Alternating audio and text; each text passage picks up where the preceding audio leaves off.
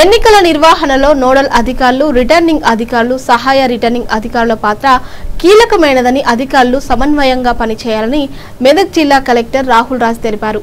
మెదక్ జిల్లా కలెక్టరేట్ సమావేశ మందిరంలో సర్పంచ్ ఎన్నికలకి సంబంధించి రిటర్నింగ్ అధికారులు, అసిస్టెంట్ రిటర్నింగ్ అధికారులకి ఎన్నికల విధులు, బాధ్యతలు, నియమ నిబంధనలపైన శిక్షణ కార్యక్రమంను జిల్లా కలెక్టర్, అదనపు కలెక్టర్ రెవెన్యూ నాగేష్, జిల్లా విద్యాశాఖ అధికారులు, జిల్లా సైన్స్ అధికారి రాజిరెడ్డితో కలిసి ఏర్పాటు చేశారు.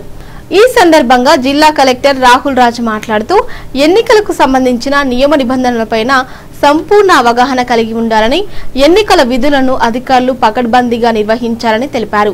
అధికారులు తమకు ఇచ్చిన హ్యాండ్ బుక్ ను క్షుణ్ణంగా చదివి ప్రతి అంశంపై అవగాహన కలిగి ఉండాలని, ఎన్నికల నిర్వహణలో ఎలాంటి పొరపాట్లకు తావు లేకుండా పారదర్శకంగా విధులు నిర్వహించాలని తెలిపారు. పోలింగ్ కేంద్రాల గుర్తింపు, పోలింగ్ సిబ్బంది నియామకం, పోలింగ్ కు సంబంధించిన సామాగ్రి సమకూర్చాలని మొదలగు ప్రతి అంశాలను క్షుణ్ణంగా పర్యవేక్షించాలని ఉంటుందన్నారు. అధికారులు బ్యాలెట్ బాక్సుల గురించి, నామినేషన్ ప్రక్రియ గురించి, పోలింగ్ నిర్వహణపై పూర్తిగా అవగాహన కలిగి ఉండాలన్నారు.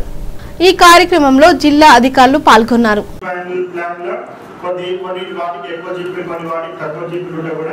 దాన్ని కూడా రేషనలైజ్ చేసి మాక్సిమం ఒక క్లస్టర్ లో ఒక 40 వాట్స్ కి కంటే మించకుండా, అంటే 40 వాట్స్ కి మించకుండా, అంటే సో కొన్ని జీబీలలో 12 వాట్స్ ఉంటాయి, కొన్ని జీబీలలో 4 వాట్స్ 6 వాట్స్ కూడా ఉంటాయి. సో ఓవరాల్ అన్ని వాట్స్ కలిపితే కూడా మనకి 40 వాట్స్ మించకుండా మనం ఆ క్లస్టర్ ని ఆల్రెడీ నిన్న మేము కూర్చొని అంతా ఎక్సర్సైజ్ చేసి రీఆర్గనైజ్ చేసినాం. సో మాక్సిమం మీకు 40 వాట్స్ ఉంటాయి. సో దట్ ఈ ఒక ఆయనకి 70 వాట్స్, ఇంకొక ఆయనకి 20 వాట్స్ అట్లా చేయకుండా రీస్ట్రక్చర్ చేసినాం. జీపీలు కాదు, వాట్స్ ప్రిటీగా తీసుకోమని నేను. సో దట్ ఒకటేసారి 40కి 40 మంది లాస్ట్ డే వచ్చినాక కూడా మీరు హ్యాండిల్ చేయడానికి ఉంటుంది. తీసుకున్న తర్వాత ఫోర్త్ డే స్క్రూటినీ ఉంటుంది సార్. స్క్రూటినీ రోజు కూడా ఎట్లాంటి ఇప్పుడు మనకు కొన్ని నియమ నిబంధనలు ఏ విధంగా ఉంటే మనం చేయాలనేటువంటిది page wise, point wise discuss చేయడం జరిగింది సార్. ఆ రకంగా 1 by 1 ఎండి. సో అప్పటికి మాకు ఇంకా కూడా ఎలక్షన్ అవుతుందా కాదా ఎప్పుడు అనేసి మేము కూడా 50-50లో ఉండే. సో అందుకని మేము కూడా అంతా చేసినాము, బట్ అంత సీరియస్ గా మనం ఫాలో చేయలేదు. బట్ ఈసారి మాత్రం 100% ఎలక్షన్ అవుతుంది, దాంట్లో డౌట్ ఏం లేదు. సో మొత్తం యాజ్ పర్ ఇంతకు ముందున్న పాత గైడ్ లైన్స్ ప్రకారం, పాత యాక్ట్ ప్రకారంగానే మనం ఆల్రెడీ గెజెట్ కి కూడా ఆల్రెడీ పంపించేసినాము. సో దీని అంతా టోటల్ మన రిజర్వేషన్స్ అవన్నీ కూడా ఫైనల్ చేసుకొని గెజెట్ పబ్లికేషన్స్ కి ఆల్రెడీ ఈరోజు మనము కమిషనర్ పంచాయతీ రాజ్ కి పంపించినాము. సో అక్కడ నుంచి మోస్ట్ సంతకంతో కూడినటువంటి ఫామ్ ను సబ్మిట్ చేయాలి.